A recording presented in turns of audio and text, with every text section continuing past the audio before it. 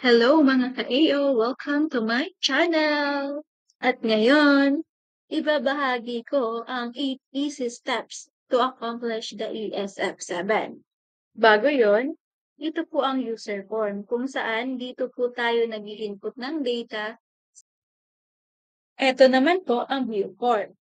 Dito makikita lahat ng in-encode na personnel, teaching load, task, ancillary, at iba pa. Step 1. Download the ESF7 on the link below. I-enter lang po natin yung link at makikita na natin ang ESF7 tool. Step 2. Rename the file. Start with the region, _division, _school name, _school year. Halimbawa, Region 3, _Malolos, _blank elementary school, _2024-2025. Third, disable macros. Ganito ang kalalabasan kapag hindi na-disable ang macros. Hindi masisave ang data. Ganito lang ang gagawin. Right-click the file, go to Properties, and click Unblock and apply. Step 4. Open the file and edit the school information. Kailangan lang po natin i-provide all the needed information. Tulad ng school ID, region, municipality. Sa makikita natin, hindi tinanggap ang Malolos lang. Palitan po natin ng province. Sa division naman, try natin ang Malolos. Hindi din tinanggap. Try naman natin ang Malolos City. Okay, dapat pala ay kompletong Malolos City. So, sa school name naman, lalagay lang natin ang name ng school. Halimbawa, blank elementary school. Number of enrollment, halimbawa lang po ito, 500. So, district, kunyari, district 11. Number of instructional rooms, 9. And start of the school year, 2024. So, automatic na po naglalagay yung end of the school year. So, click proceed lang po natin to save the data.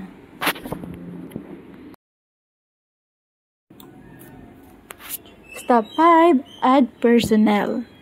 Okay, to add personnel, kailangan lang po natin ang 9 digits TIN, pangalan, gitnang pangalan, at last name. Okay, maglagay po tayo ng halimbawa, 1, 2, 3, 4, 5, 6, 7, 8, 9. Ana, middle name, Cruz, last name, Di Guzman.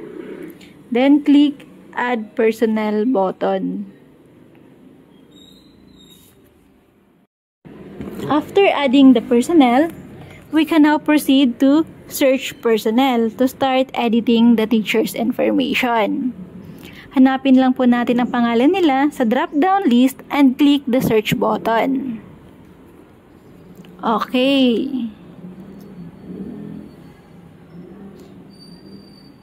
Ayan, so makikita na po natin yung data ng teacher. 7. Edit personal information. We need to provide the basic information of teachers such as TIN, first name, middle name, last name, sex, fund source, national. So, halimbawa lang po yung mga information na ito. So, sa position, mamimili lang po tayo sa drop-down list. So, halimbawa, principal 4. Nature of appointment, regular permanent. Degree, halimbawa po, B.Ed. Major, halimbawa din, general education. Minor, So, sa minor, pwede lang po tayo maglagay ng others kung wala. Postgraduate degree. So, halimbawa, may doctoral unit. Okay, halimbawa, doctorate degree kasi nga school head si teachers. Employee number. Hiring arrangement. Regular. Religion. So, pag wala po tayo sa drop-down list, pwede po tayo maglagay ng others. At may lalabas na box. So, dito po natin ilalagay yung ating religion. Ayun, okay. Next is the ethnic group. Okay, mamimili lang po tayo. So, hi this teacher. So, ilagay po natin yung no. Kasi pag lalagay po natin yung yes, hindi po siya masasama sa view form. Okay, next is the birthday. Mamimili lang po ulit tayo sa mga drop-down list. Year 1970.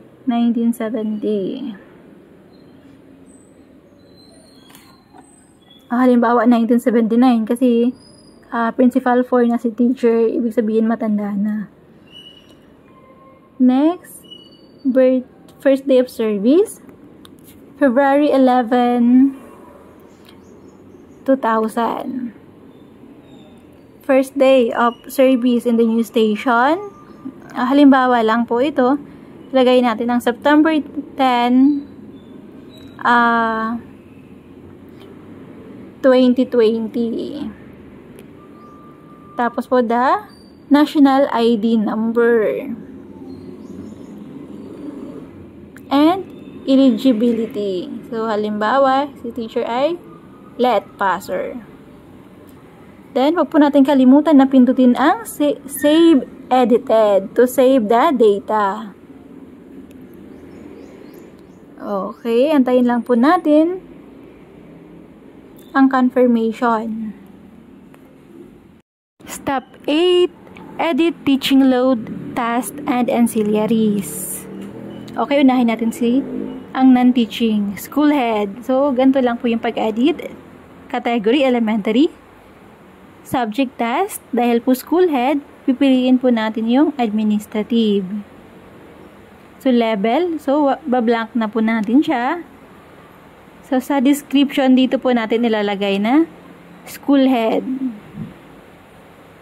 Tapos, check po lahat na Monday, Tuesday, Wednesday, Thursday, Friday. At time, 8 ng umaga hanggang 5 ng hapon. Equals 2,400 minutes. Ayan. Ganun lang po.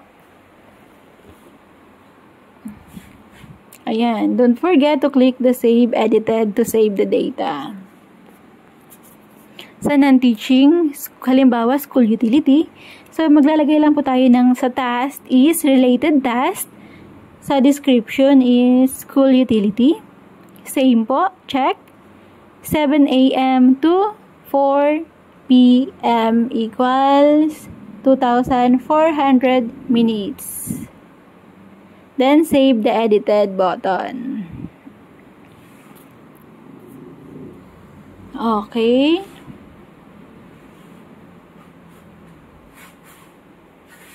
Then, dumako naman tayo sa teaching personnel. So, sa category, halimbawa elementary, subject, ASP, level, grade 3, section, Kamagong. So, halimbawa lang, every Monday niya lang po yung tinuturo. Ng 12:10 hanggang 12:40 p.m. So, next naman, maglagay tayo ng MTB, grade 3, Kamagong ulit. Ng Tuesday, Wednesday, Thursday, Friday.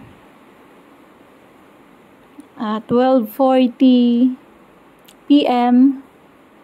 to 1:30 p.m. equals 200 minutes. So, ayan na po lahat. So, sa ancillaries naman po, maglalagay lang po tayo ng ancillary, description, school paper advisor, tas check lang po natin yung mga boxes Monday to Friday. At yun na po yun. We can now proceed to the Save Edited button.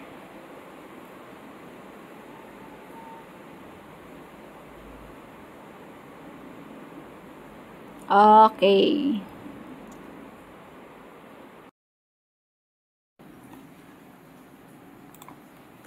Step 8, review the form and print the document.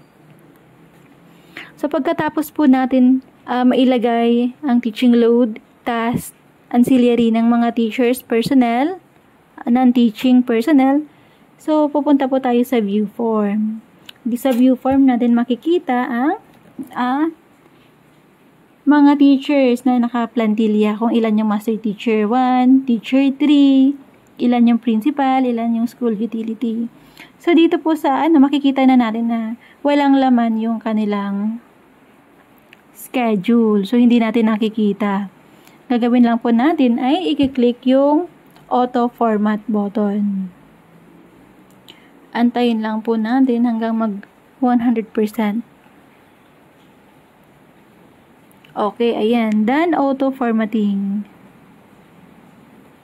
Okay, so ayan na. Nakikita na natin yung schedule na inilagay natin kanina. So, again, ito na po yun. Updated na. May bilang na ng non-teaching at teaching personnel. May bilang na ng school head, administrative. May bilang ng teacher. May schedule na ng teacher. May class program na ng teacher. Ayan, at ng school utility.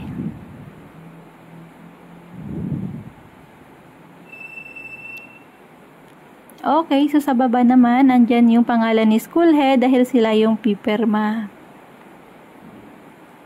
Okay, that is all. Thank you for watching.